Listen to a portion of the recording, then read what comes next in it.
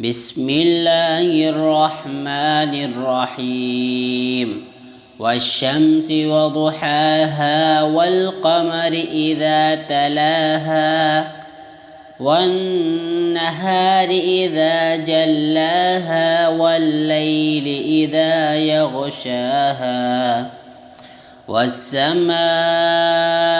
وما بناها والأرض وما طحاها ونفس وما سواها فألهمها فجورها وتقواها قد أفلح من زكاها وقد خاب من دساها